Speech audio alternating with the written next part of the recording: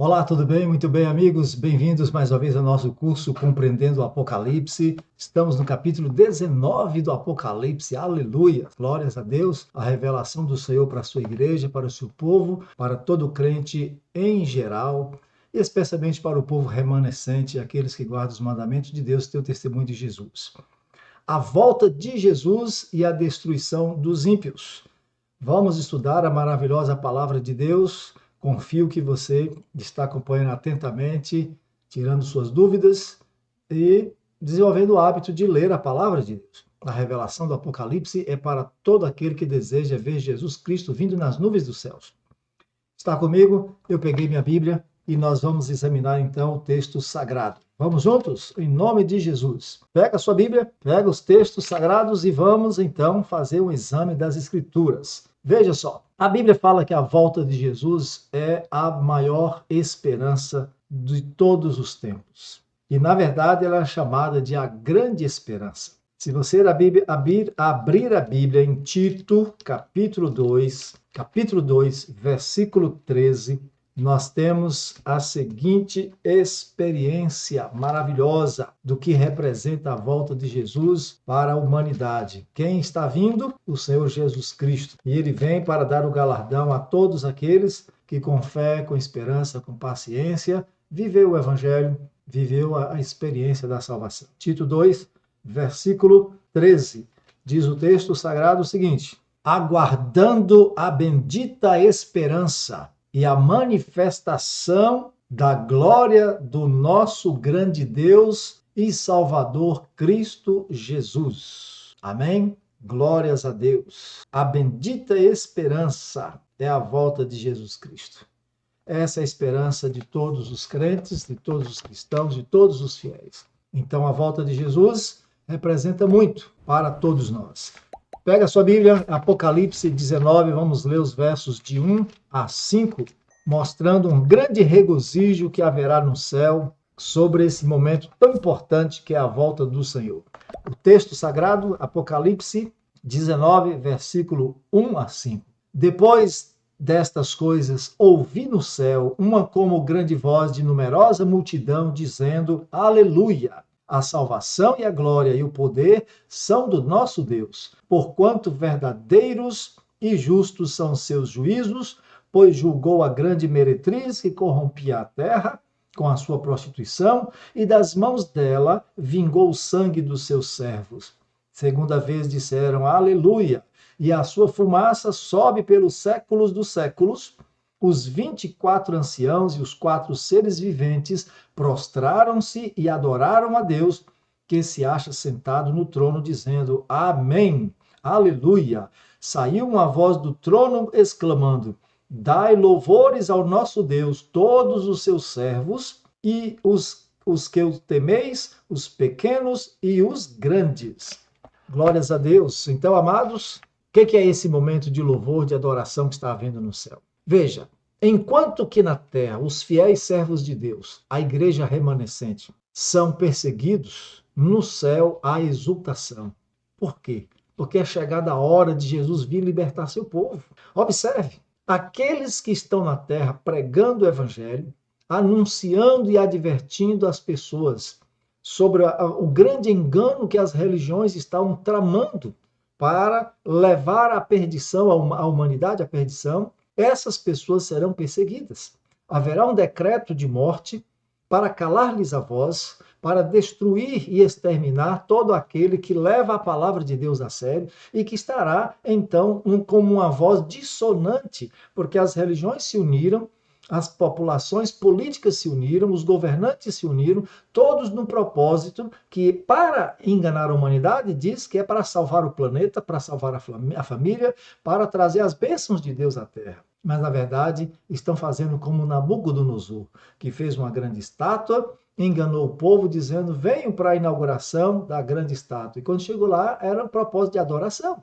Adorar a besta, aceitar o império da besta, aceitar o império de Satanás, o mundo de pecado, com diferenças sociais, onde as pessoas querem as bênçãos de Deus, mas não querem fazer uma reforma, uma mudança de vida. Então, essas pessoas estarão unidas para destruir aqueles que são chamados eleitos e fiéis. Então você sabe, o dragão, a besta e o falso profeta, já identificamos, tem vídeo aqui no canal, estarão se unindo para destruir o povo de Deus. E nesse momento o povo de Deus estará acuado, sendo caçado, perseguido, muitos nas prisões, nos porões escuros, mas o que esquecem essas pessoas iníquas é que eles, perseguindo a igreja de Deus, estão perseguindo o próprio Deus.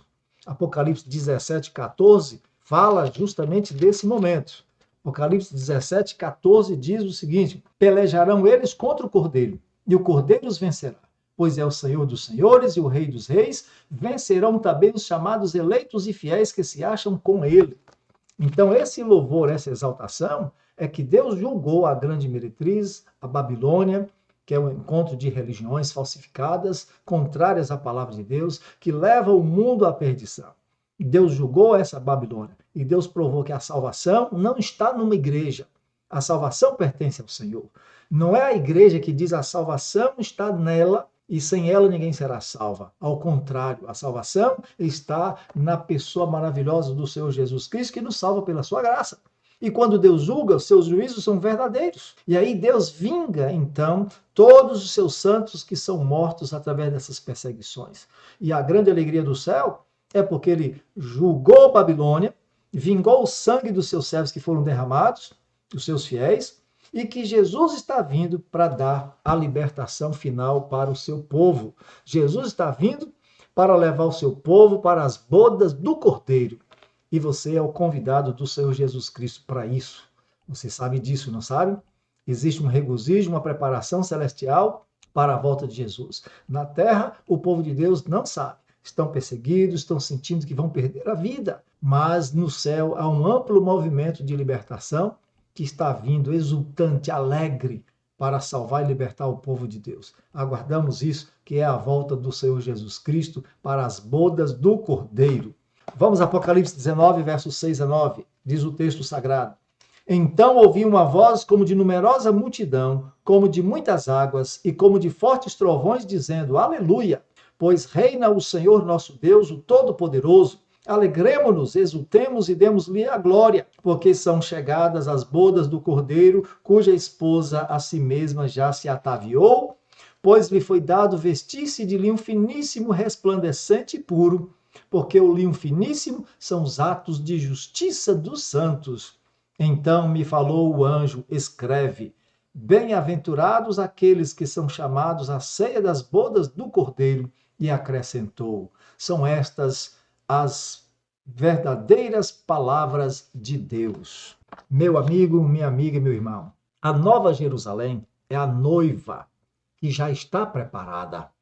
As santas moradas estão prontas para receber a sua contraparte, que é a igreja militante que está na terra. João 14, de 1 a 3, Jesus disse: não se turbe o vosso coração, credes em Deus, crede também em mim. Na casa de meu pai há muitas moradas, vou preparar-vos lugar. E quando eu for e vos preparar lugar, voltarei e vos receberei para mim mesmo, para que onde eu esteja, estejais vós também. Então, quem é a noiva? A noiva é a Nova Jerusalém. Apocalipse 21, verso 2, a palavra de Deus diz assim, ó: vi também a cidade santa, a Nova Jerusalém, que descia do céu, da parte de Deus, ataviada como noiva adornada para o seu esposo. Versículo 9, verso 10. Então veio um dos 7 anjos, que tem as 7 taças, cheio dos últimos 7 flagelos, e falou comigo, dizendo: vem, mostrar-te-ei a noiva, a esposa do Cordeiro. E no verso 10, e me transportou em espírito até uma grande e elevada montanha, e me mostrou a santa cidade, Jerusalém, que descia do céu da parte de Deus. Então, quem é a noiva? A Nova Jerusalém. A Nova Jerusalém. E os que creram em Jesus e saíram de Babilônia são os convidados. Porque há um movimento, porque o Espírito Santo é quem convida. A igreja fiel na terra é quem convida. Porque quem é esse povo? É um povo cujo caráter, semelhante ao de Cristo, pôde subsistir durante esse conflito e que, pelo poder do Espírito Santo, purificada do pecado, deu alto clamor.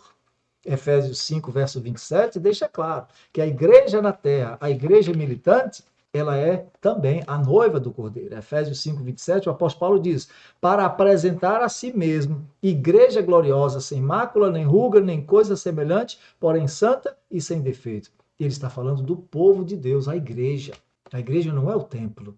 Então a Nova Jerusalém é a noiva, a igreja que está no céu, a cidade santa que está no céu. Mas essa cidade santa está esperando os membros que são a noiva que ainda está na terra, a sua contraparte da Nova Jerusalém, porque eles vão habitar nessa santa cidade. Apocalipse 18:4 diz que o Espírito Santo vem sobre a igreja fiel na terra, que com grande e poderosa voz convida o povo de Deus que está em Babilônia, sai dela, povo meu, para não seres cúmplices dos seus pecados, para não participar dos seus flagelos. Apocalipse 22:17 diz que a noiva, a igreja, a noiva e o Espírito Santo convidam, vem, estão convidando. Então você não pode esquecer, não pode entender errado isso aqui. A noiva, as bodas da noiva que já se preparou, é a cidade santa que está no céu, preparada para receber a sua contraparte, que está aqui na terra, que é a igreja militante. A igreja do seu Jesus, o povo fiel de Deus, que venceu o pecado, que lutou com Deus e recebeu a graça do seu Jesus Cristo e foi purificada, e, portanto, essa é a igreja que tem moral para chamar as pessoas a sair de Babilônia e juntos se unir para chegar às mansões celestiais. Amém? Dá glórias a Deus. Vamos continuar? E o que acontece? Apocalipse 19, verso 10, João fica tão admirado com a mensagem do anjo, que ele diz assim, ó, prostrei-me ante os seus pés para adorá-lo. Ele, porém, me disse, vê, não faças isso. Sou conservo teu e dos teus irmãos, que mantém o testemunho de Jesus. Adora a Deus, pois o testemunho de Jesus é o espírito da profecia. Querido amigo, querida amiga, somente Deus pode ser adorado. Jesus é adorado porque ele não é anjo. Anjo não pode ser adorado, porque anjo é criatura. Jesus é superior aos anjos. Jesus é o arcanjo, criador e comandante-chefe dos anjos. Ele é Miguel, o único igual a Deus. Hebreus 1, verso 18, esclarece que o próprio Deus diz para os anjos, e todos os anjos de Deus o adorem, se referindo a Jesus. Apocalipse 5, verso 13 e 14, diz que todo ser no céu adora aquele que está sentado no trono e ao Cordeiro, dizendo, digno é o Cordeiro que foi morto, de receber o poder, o louvor, a glória e a adoração. Então, Jesus Cristo é igual a Deus. Esse anjo é muito honesto. O anjo de Deus disse, você não pode me adorar. Não se pode prestar culto, seja de dulia, de hiperdulia, seja o que for. Culto só se presta para Deus. Adora-se somente a Deus. João prostrou-se diante do anjo, diante daquela majestade, daquele brilho, mas o anjo o levantou e disse, não faça isso, adora a Deus, apenas a Deus. Os anjos são ministros de Deus, enviados para fortalecer seu povo, e são conservos dos profetas, pois também eles, os anjos, são mensageiros de Deus, assim como os profetas também são. Foi isso que o anjo disse para João. Disse para ele, olha, você é profeta e eu sou conservo teu, então adore apenas a Deus. Amém?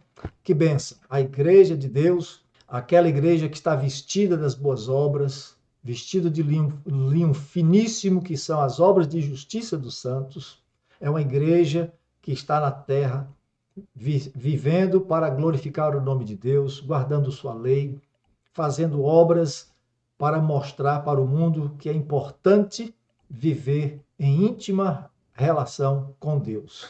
A igreja do Senhor não é salva pelas obras, não é salva pela guarda da lei, é salva unicamente pela graça. E a graça é tudo que a lei precisa para ser obedecida. E é essa graça maravilhosa que o Senhor Jesus coloca à disposição de todo verdadeiro crente, de toda pessoa fiel e sincera que busca a presença de Deus. E ele adora apenas a Deus. Vamos continuar? Continuemos. O espírito de profecia, o anjo disse que temos que adorar a Deus, porque os profetas são aqueles que mantêm o testemunho de Jesus, que é o espírito de profecia.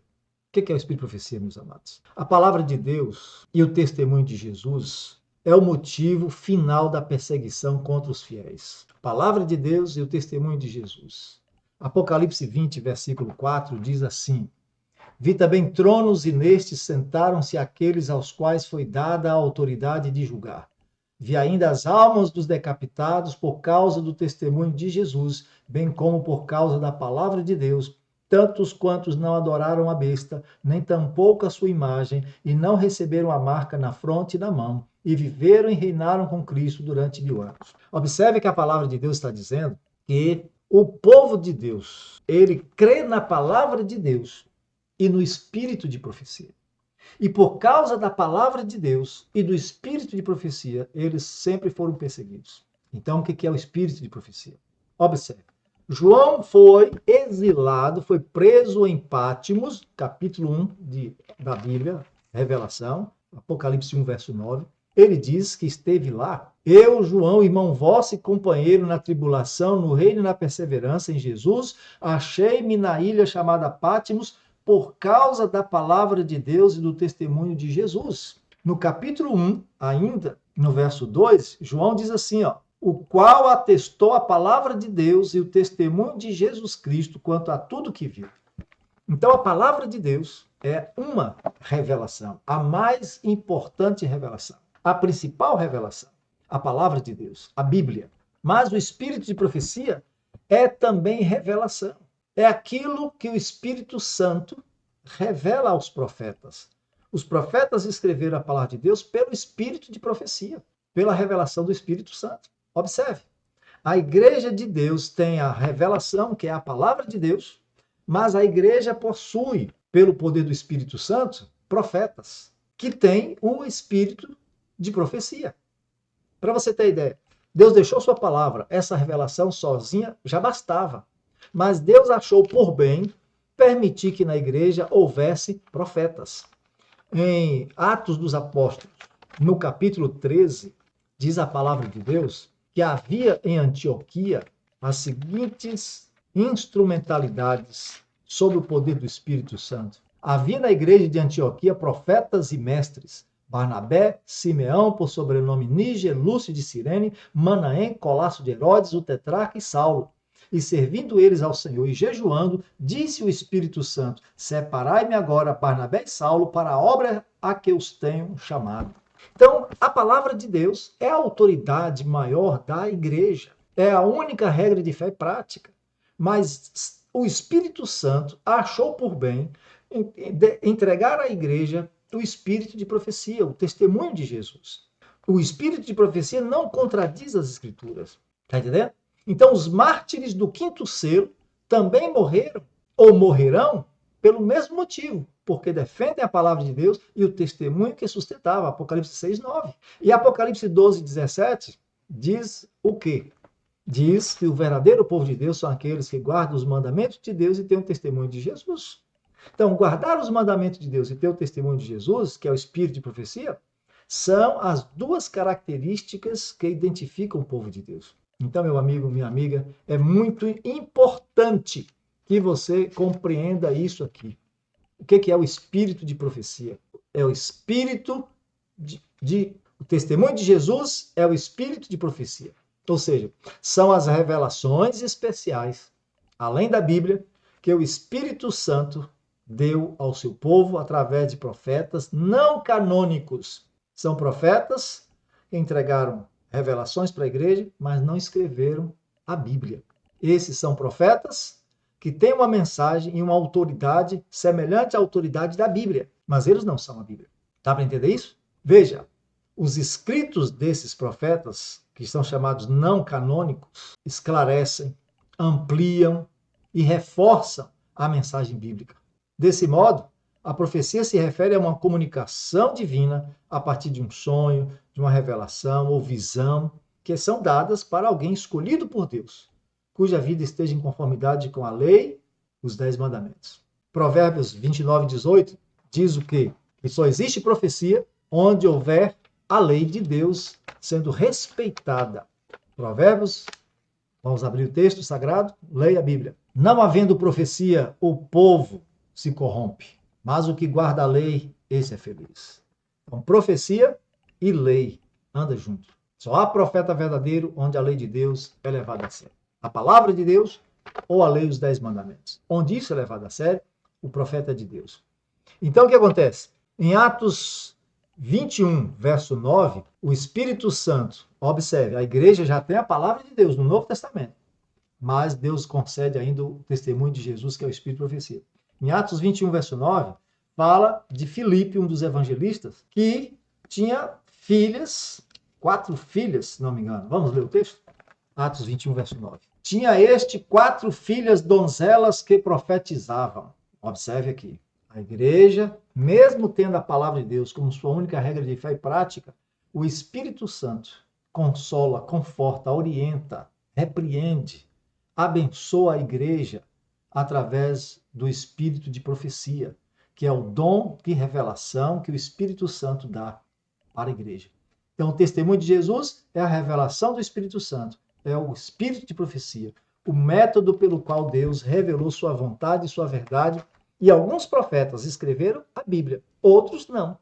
Escreveram cartas, orientações que não fazem parte da Bíblia, mas têm a mesma autoridade que a Bíblia, a palavra de Deus. Está entendendo aí? Então é isso. A igreja remanescente é chamada para dar testemunho da verdade. É a igreja que deixa a Bíblia ser a autoridade de interpretação bíblica. É isso. Ou seja, o Espírito de profecia não contradiz as Escrituras. Anda junto, esclarece, fortalece. É como se fosse uma luz menor para orientar as pessoas a ver a luz maior. Aí você vai dizer, para que se eu já tenho a luz maior, para que preciso de uma luz menor? Olha, Jesus era a luz maior, mas tinha João Batista, que era a luz menor, que conduzia as pessoas a Jesus. Isso está em João capítulo 1. Houve um homem enviado da parte de Deus para dar testemunho da luz. Ele não era luz, mas era uma luz menor que apontava o povo. Ele era um profeta com espírito de profecia que levava o povo à luz maior, que é Jesus. Então é isso que é o espírito de profecia. Então, meus amados, Ellen White, na igreja remanescente, foi manifestado nela o espírito de profecia. Então, a igreja remanescente crê na palavra de Deus e no espírito de profecia. Os escritos de Ellen White não são a Bíblia, não estão no lugar da Bíblia, não são maiores e mais autorizados do que a Bíblia. São equivalentes em matéria de revelação e não se contradizem. Nenhum profeta, desde o Antigo Testamento, no Novo Testamento, jamais reivindicou o título de profeta, mas agiram como fiéis mensageiros da revelação divina. Alguns pregando, outros escrevendo a mensagem, como foi a Bíblia, e outros, como Ellen White, escreveram suas mensagens, mas não são a Bíblia. Isso tem que ficar claro para você e para mim. Amém? Então, eu espero que você entenda o que é o Espírito de Profecia, estude os livros do Espírito de Profecia, são orientações para mim e para você. Bom, Apocalipse 19, verso 11 a 16. Falando da volta de Jesus, diz assim o texto sagrado. Vi o céu aberto, e eis um cavalo branco, o seu cavaleiro se chama Fiel e Verdadeiro e julga e peleja com justiça. Os seus olhos são chama de fogo, na sua cabeça há muitos diademas, tem um nome escrito que ninguém conhece, senão ele mesmo. Está vestido com um manto tinto de sangue, e seu nome se chama o Verbo de Deus. E seguiam-no os exércitos que há no céu, montando cavalos brancos, com vestiduras de linho finíssimo, branco e puro. Sai da sua boca uma espada afiada para com ela ferir as nações, e ele mesmo as regerá com cetro de ferro. E pessoalmente pisa o lagar do vinho do furor da ira do Deus Todo-Poderoso. Tem no seu manto e na sua coxa um nome inscrito: Rei dos Reis e Senhor dos Senhores. Esta é uma descrição maravilhosa, porque Jesus está vindo para reivindicar a fé de seu povo que crê na palavra de Deus e no espírito de profecia. Porque a palavra de Deus, tratando da volta de Jesus, e o espírito de profecia nos orientando quais são os perigos que enfrentaremos, fez com que esse povo fosse perseguido. Mas Jesus está vindo como se fosse um cavaleiro seguido do exército celestial. A palavra de Deus diz que Jesus vem com todos os anjos do céu. E ele vem para quê? Mateus 16, 37, para dar o galardão, a recompensa a todos, para dar a vida eterna àqueles que viveram pela fé no Senhor, e a destruição eterna para aqueles que debocharam da palavra de Deus. Observe que o texto diz que Jesus vem com várias coroas na cabeça. Ele é o rei dos reis, não é a besta, não são seus aliados. Ele vem com um exército totalmente justificado, reivindicado a glória e o caráter de Deus, que está vindo como justos buscar a igreja que foi justificada, que foi purificada pelo sangue de Jesus. E ele vem com a sua espada afiada, que é a sua palavra, a palavra que a igreja deve levar a sério e que Babilônia não levou a sério. Babilônia são todas as igrejas que usam a palavra de Deus apenas para ganhar dinheiro, para iludir as pessoas. Mas Jesus está vindo. E quando Jesus vier, meu irmão e minha irmã, o juízo investigativo terá sido finalizado. Ele vem com um galardão para dar a cada um. O juízo investigativo tem o propósito de definir que tipo de crente vai para o céu. Só porque alguém diz que é crente, que crê em Jesus, ele de fato é um crente transformado para levar para o céu? Então o juízo investigativo é para julgar isso. As coisas que você não vê, que você não sabe, mas que Deus sabe, está anotando tudo para poder apresentar para o universo, para aqueles que têm alguma dúvida. Verdade. Então, o que acontece? Somente porque a pessoa fez uma declaração com a boca de que aceitou Jesus, ele realmente viveu a fé para estar salvo? Então a Bíblia trata desses assuntos. Diz que Deus faz um juízo investigativo. Não para poder provar para ele o que ele já sabe, não. É para provar para você por que algumas pessoas serão salvas e outras não. Você vai ter essa dúvida. Pessoas que você admira do mundo religioso que não se salvarão. E talvez aqueles que a gente despreza estarão lá. Então você tem que saber por quê. O juízo investigativo é para isso. Então, quando Jesus voltar, a pergunta será: como foi que Deus resolveu o problema do pecado? Como foi que ele tratou o pecador durante o tempo da graça? Tudo isso será respondido na volta de Jesus. E aí o final do juízo investigativo terá terminado nesse momento, porque ele vem para dar o galardão. E o que mais? Apocalipse 19, verso 17 e 18 diz: então vi um anjo posto em pé no sol e clamou com grande voz, falando a todas as aves que voam pelo meio do céu: vinde, reuni-vos para a grande ceia de Deus, para que comais carnes de reis, carnes de comandantes, carnes de poderosos, carnes de cavalos e seus cavaleiros, carnes de todos, quer livres, quer escravos, tanto pequenos como grandes. O que está acontecendo aqui? É que na volta de Jesus, é aqui que eu chamo sua atenção. Quando Jesus voltar, todos os que não levaram a sério a palavra de Deus serão destruídos. Por exemplo, Isaías 66, verso 15 a 17, a palavra de Deus diz que Deus proibiu a gente comer carne de porco. São animais imundos. Mas as pessoas estão se levando apenas pela ciência, que diz que pode comer de tudo, e alguns religiosos enganam as pessoas dizendo: não, Jesus diz que o que entra pela boca não contamina, e contradiz a palavra de Deus. Porque se Deus já colocou em sua palavra que é imundo, não vai ser a oração que vai transformar aquilo em alimento apropriado para ser comido, não. A oração sua não transforma carne de porco em carne de vaca. Está entendendo? Então, aquilo que a palavra de Deus proibiu e você não levou a sério, porque seu pastor não ensina, porque seu pastor diz: a gente vai comer isso, vai comer aquilo, porque se orar está abençoado, pode ser recebido. Não, não é assim. Então, na volta de Jesus, qual será a surpresa? E eu espero que você não esteja entre esse grupo. Espero que você esteja se santificando, se consagrando, para não cair nisso aqui que eu vou ler para você. Isaías 66, verso 15 a 17 diz: porque eis que o Senhor virá em fogo, é a volta de Jesus, os seus carros como torvelinho.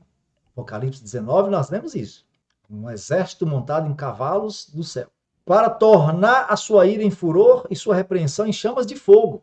Porque com fogo e com a sua espada entrará o Senhor em juízo com toda a carne. É a mesma descrição de Jesus no Apocalipse 19.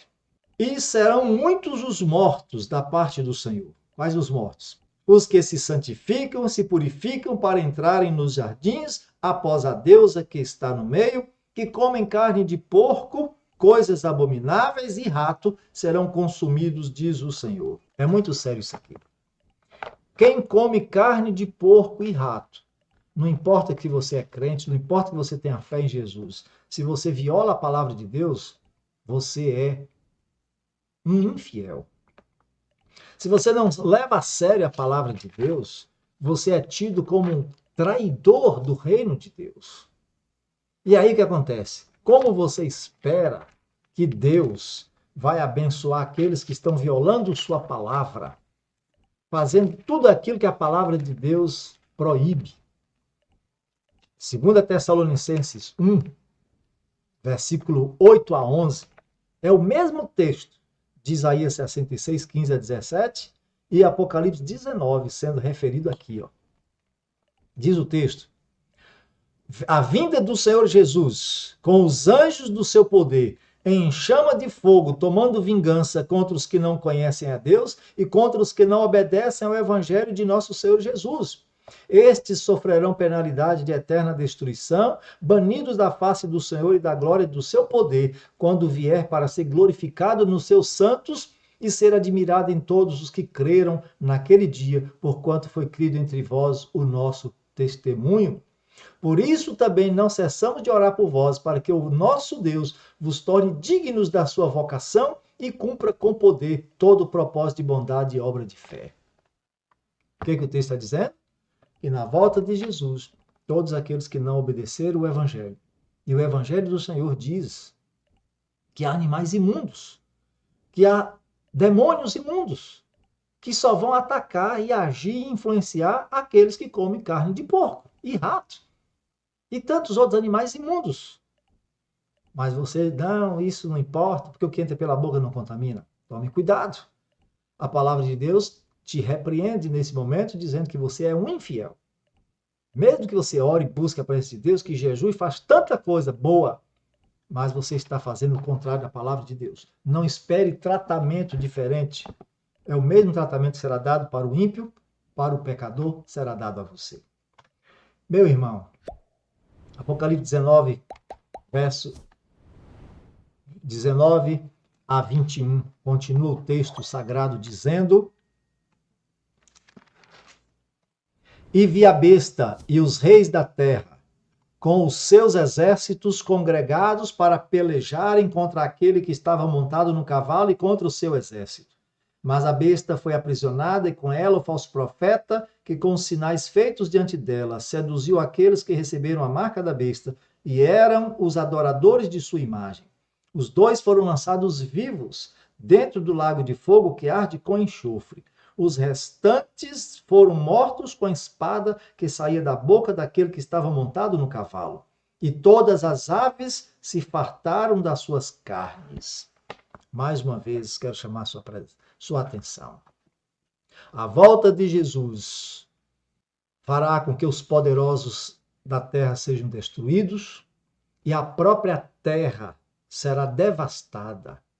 Jeremias 4, verso 23 a 27, fala que é pela glória de Jesus. O mundo inteiro vai sacudir, cidades serão destruídas, as pessoas morrerão perante a glória de Jesus, porque comem carne de porco e rato, não suportarão a vinda de Cristo, porque elas são impuras. Alguns dirão os montes e os rochedos, cair sobre nós e nos esconda da face daquele que está vindo. E aí o que acontece? Jeremias 4, versículo 23 a 27, diz assim, ó: olhei para a terra e ei-la sem forma e vazia. Olhei para os céus e não tinham luz. E todos os outeiros estremeciam, os montes tremiam. Olhei e eis que não havia homem nenhum, e todas as aves dos céus haviam fugido. Olhei ainda e eis que a terra fértil era um deserto, e todas as suas cidades estavam derribadas diante do Senhor, diante do furor da sua ira. Pois assim diz o Senhor: toda a terra será assolada, porém não a consumirei de todo. Veja, o planeta não vai ser destruído, mas toda a superfície da terra será transtornada pela vinda de Jesus. O Santo de Deus está vindo e somente os santos verão a glória de Deus, porque sem santidade ninguém verá a glória de Deus. Então, coma carne de porco, coma camarão, despreze a orientação da palavra de Deus e você vai colher os resultados funestos da corrupção que virá sobre o mundo. Então, meu amigo, minha amiga, quando Jesus voltar, as pessoas que vão morrer, elas não serão sepultadas, elas serão destruídas. Os ímpios vivos são destruídos na volta de Jesus, lemos o texto. Jeremias 25, 33 nos diz o seguinte, vamos abrir a palavra, 25, verso 33. Os que o Senhor entregar à morte naquele dia se estenderão de uma a outra extremidade da terra. Não serão pranteados, nem recolhidos, nem sepultados. Serão como esterco sobre a face da terra. As aves dos céus, as aves de rapina, vão devorar, vão comer esses cadáveres, essas carnes, porque as pessoas vão cair mortas perante a face do Senhor. E aí o que acontece? Os ímpios vivos vão morrer assim. Vão ficar sobre a face da terra, certo? Pelo brilho, resplendor da glória de Jesus. E os ímpios mortos vão continuar mortos. Apocalipse 20, verso 5, diz que eles só ressuscitarão depois de 1000 anos. Porque na primeira ressurreição, só aqueles que viveram pela graça misericordiosa de Cristo, viveram o Evangelho, foram julgados pelo Senhor, são dignos de serem ressuscitados primeiro. Portanto, nós temos aqui na volta de Jesus, destruição completa dos ímpios vivos, que morrem. E os ímpios que estavam mortos, continuam mortos. Não ressuscitam mais. Até se completar 1000 anos, conforme Apocalipse 20, verso 5. Vamos lá.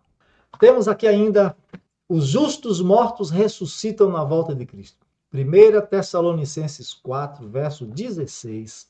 Jesus Cristo prometeu que haverá 2 ressurreições. Ele disse isso aí em São João, no capítulo 5, no verso 28 e 29. Jesus fala de 2 ressurreições. Quando Jesus voltar, ele disse, aqueles que fizeram bem ressuscitarão para a vida eterna. Os que fizeram mal vão ressuscitar para a destruição eterna.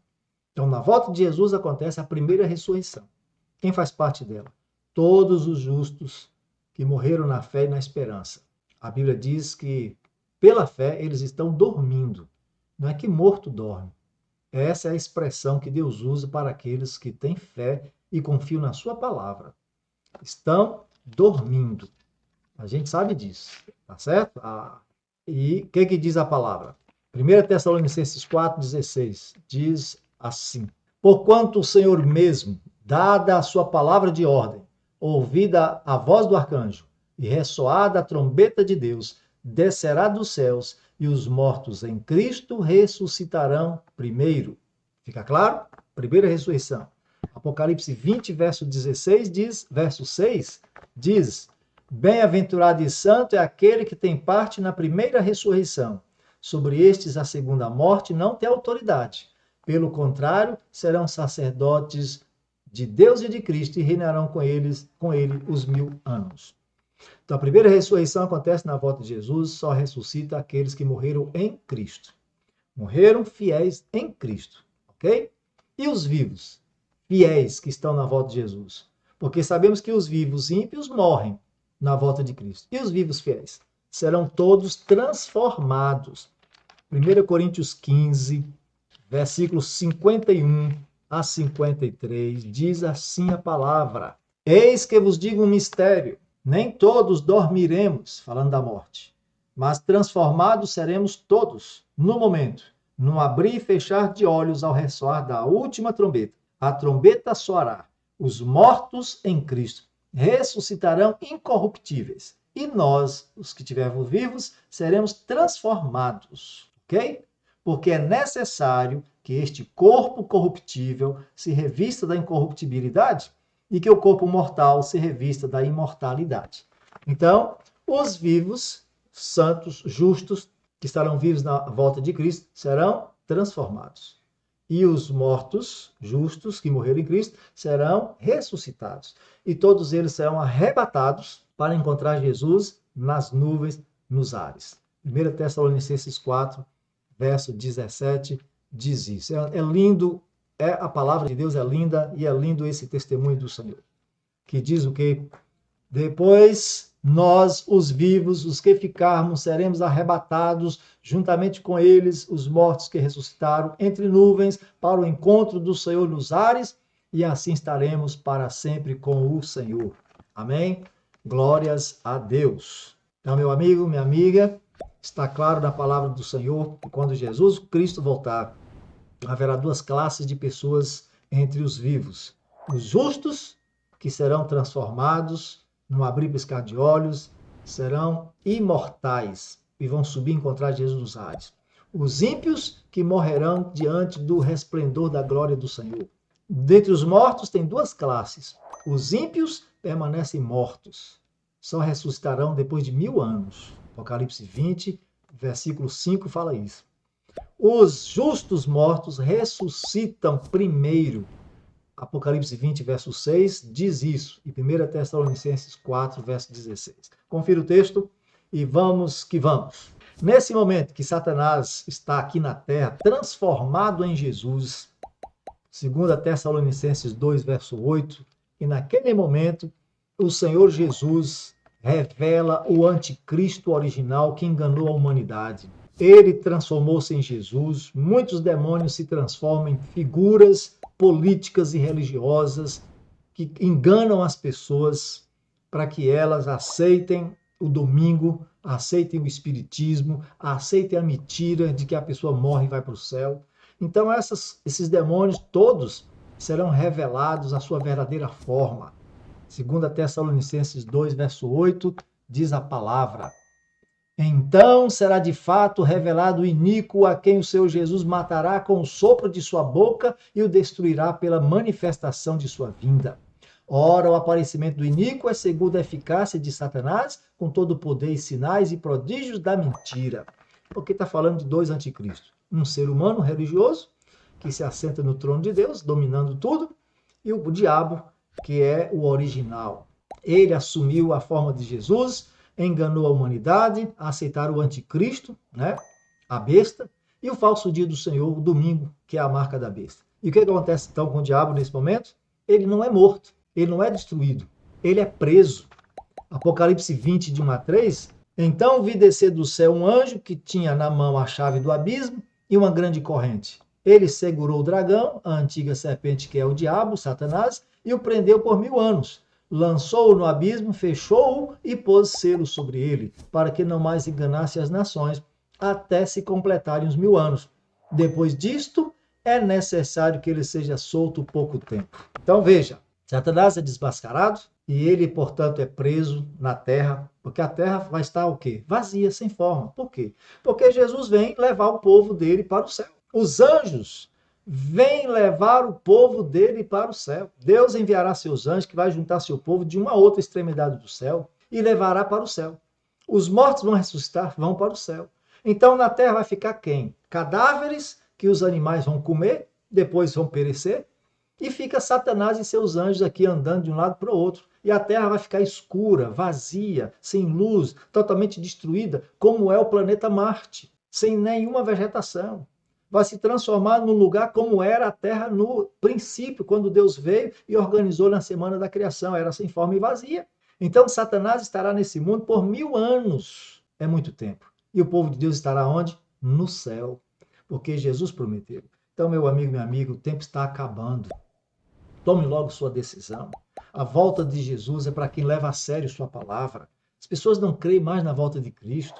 As pessoas estão brincando com a palavra de Deus. As igrejas estão enchendo de pessoas procurando bênçãos, procurando profecias, profetadas, porque querem saber se elas vão ter prosperidade, se elas vão ter saúde, se elas vão casar, se elas vão dar sorte no amor.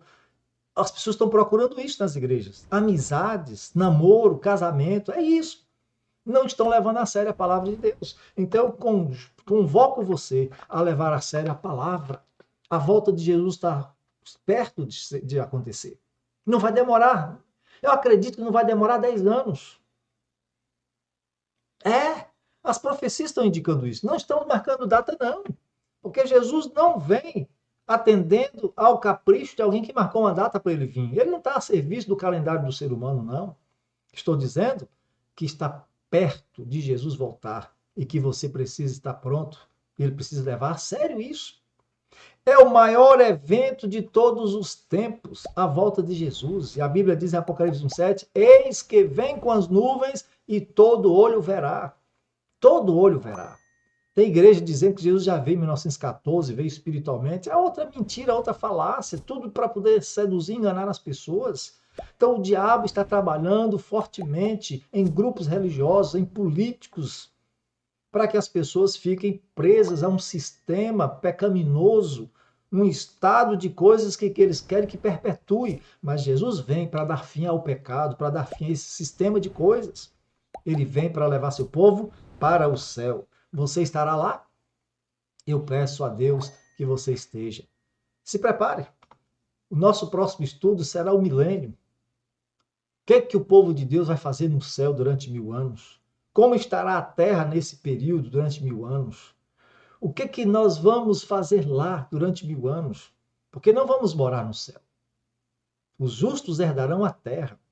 Então, meu amigo e minha amiga, a volta de Jesus é o evento mais importante já registrado. Ele veio a primeira vez e as profecias se cumpriram.